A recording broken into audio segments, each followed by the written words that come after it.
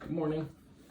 So I wanted to jump on real quick. I did get a question from Matt Hugh, or Matt. I don't know if it's Matthew, but Matt Hugh on the YouTubes in the comments, and I did kind of ask for more information. So his comment was, "Hello there, good sir. May I ask how painkiller addiction is viewed as a whole?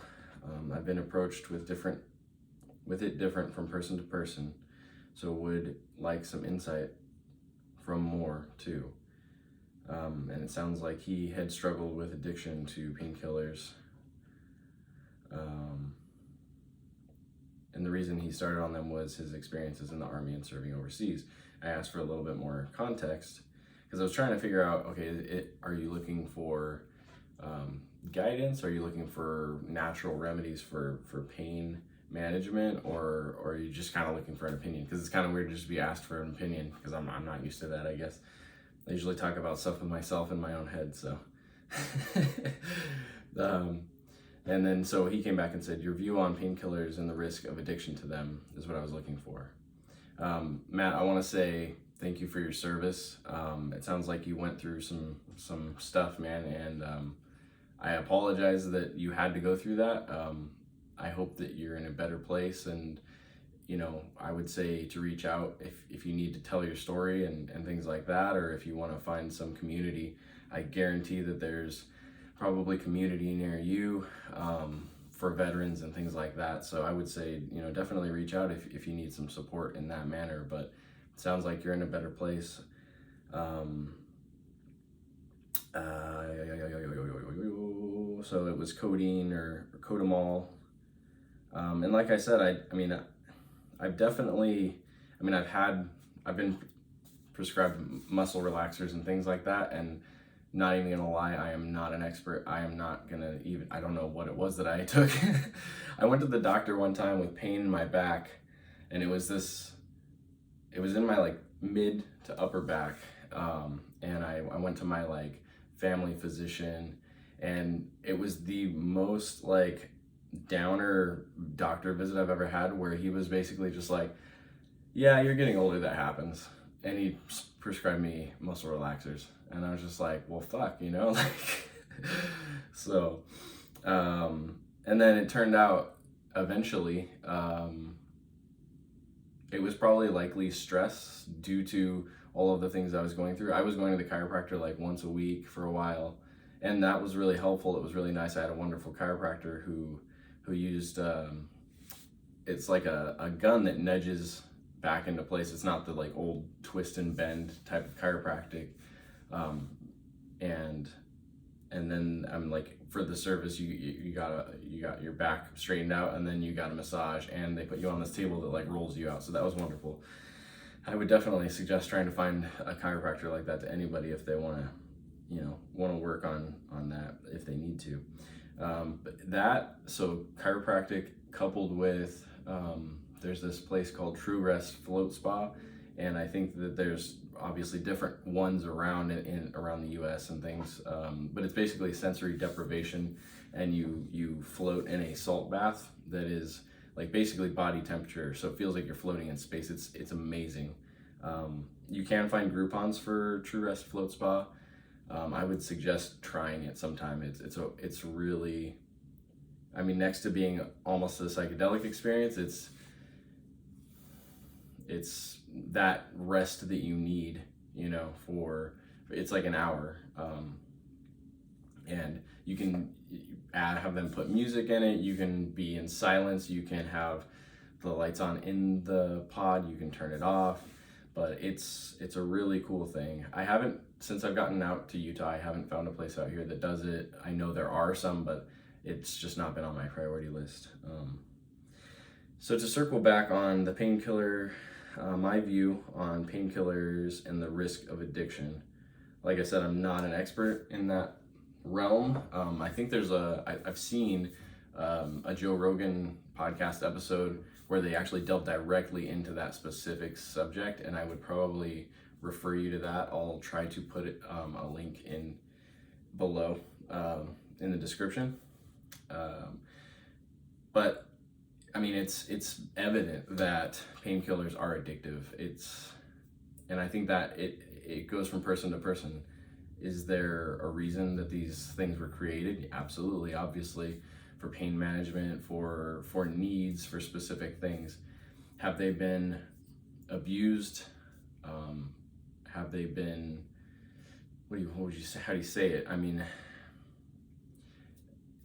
and without having actually seen, I don't think I've watched that episode of Joe Rogan, but I mean, just the caption basically leads you to believe that big pharma worked with doctors to prescribe these things, and it's almost like it's a capital gain sort of loop, like a feedback loop. Like doctors are given almost like a quota. I don't know if that actually exists. I'm not trying to make this shit up. I'm just saying that I think that things like this do exist. I mean, pharma comes along and they're like, hey, we have this new thing. It's really weird that we live in this society where they can create drugs and then they can go try to push them on people for uses. I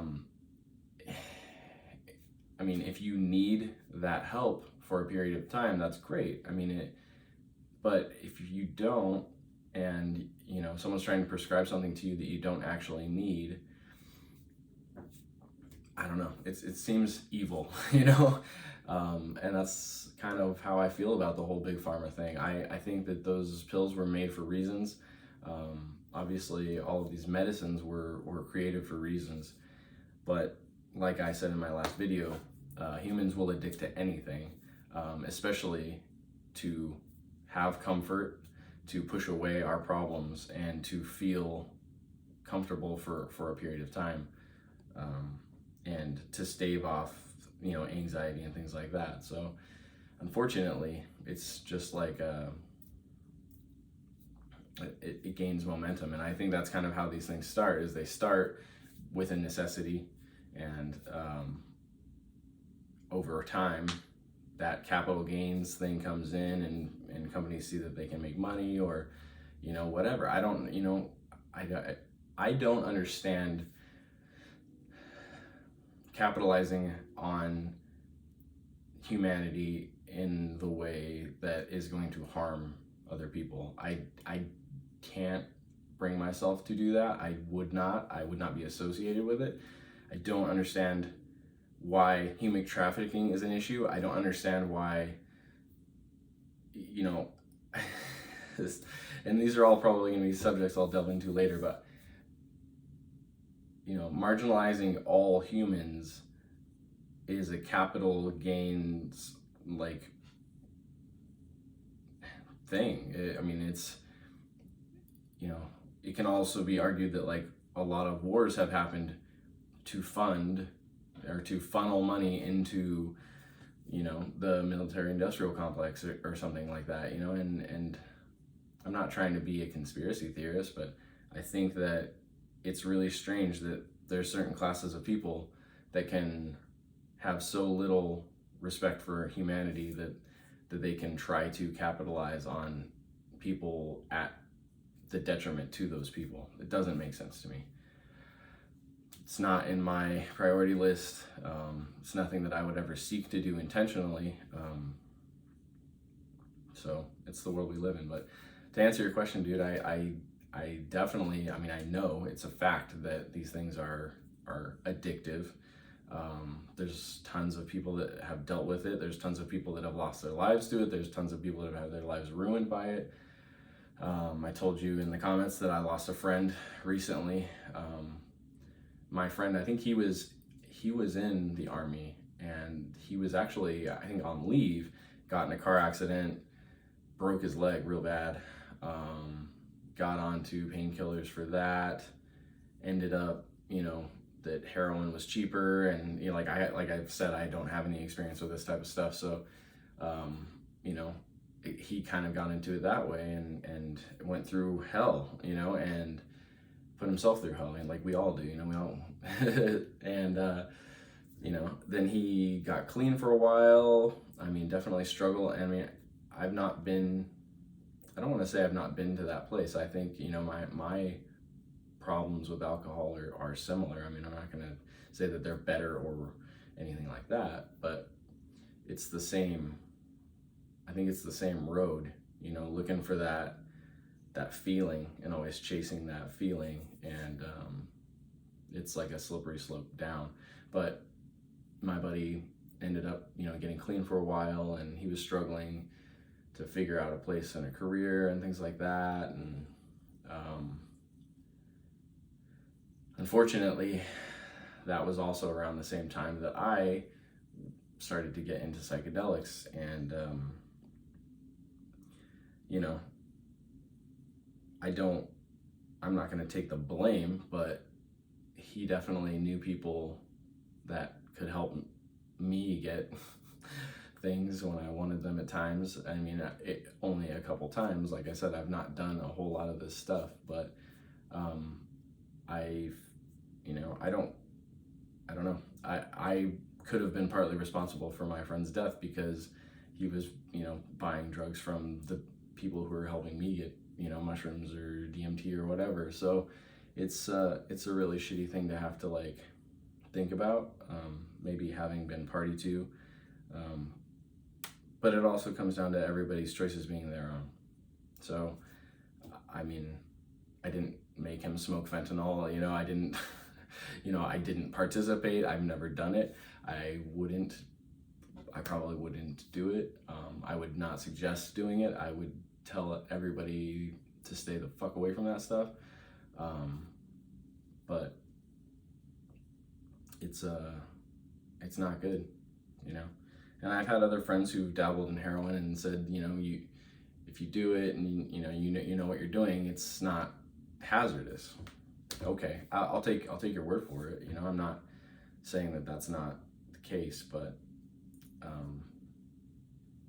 I think it's kind of a vacuous pit, you know, that people get themselves into of trying to ride that wave, and it's a pretty dark wave, you know. So I don't know if I answered your question, and this video is getting pretty long again, but I just wanted to jump on and try to quickly answer that question about you know, my perception of painkillers. I think that they're necessary for certain cases and causes. I think the human body is a magnificent instrument, and it's capable of doing a lot of these things without external input. Like I mentioned in the comments, Wim Hof breathing. If you learn the pillars of Wim Hof breathing, you can actually find courses online, and I'm sure in person. I've been part of one of the introductory class where you learn the pillars of Wim Hof breathing, and then at the end you do a 2-minute ice bath, and it's fantastic. But the human body is amazing. I mean, obviously, look at what people put into their body. Look at what people eat. Look at what people drink. And we've all done it, right? I'm not better. You know, please don't think that I think that I'm better, because I'm not. You know, I've done all this stuff. When I was in high school, I ate, you know, Pop-Tarts and Mountain Dew for breakfast. I put a lot of crap into my body. You know, I can't believe that that I've made it as long as I have without more problems. And a lot of people are that way, but the human body is magnificent. And if you give it the right things, and you breathe intentionally, and you know, take time away from all of the crazy human modern crap, spend 20 minutes outside just staring at a tree, just watching birds, you know, ground yourself. You know, these are all things that you can do to help, you know, like ground out all of the craziness that we all deal with. And all of these, you know, there's lots of little things. It's so easy to overlook the most like profound things about our body that we're able to do, because, and a lot of it has to do with ego, and we'll talk about that later because I want to do that video. But it's just a lot of the things that I've found completely profound were things that are like duh moments, and like, well, duh, but at the same time, it's just so easily overlooked. We are so distracted with other things. We're always running in this rat race. And, you know, like I told you the story about my dog, and like, you know, we don't need to have a lot to be something. You know, Jim Carrey has many different little snippets from interviews where, you know, I literally saw one last night, and he's talking about how he's two-time is it Emmy winning, either Emmy or Grammy, I can't remember, I think it was Emmy winning actor, Jim Carrey. And he's like, and when I go to sleep, I dream about becoming 3-time, because then I'll be enough, you know. It's just, there's always that thing down the road that once you have that, or once you attain that, then you'll be enough. But you have to realize that you are already enough, you know. You have enough, you know. You're gonna wake up tomorrow morning and you're gonna live another day and take things as they come and not worry too much about everything. So I have no idea where I'm going with this, but I can't wait to do the ego video. I really want to get that one going. I've been trying to outline some thoughts, probably try to get some short videos in. This is already 16 minutes, I can't believe it. But try to get some short videos in and just get some more thoughts out there. So thank you for checking it out. I'll see you later.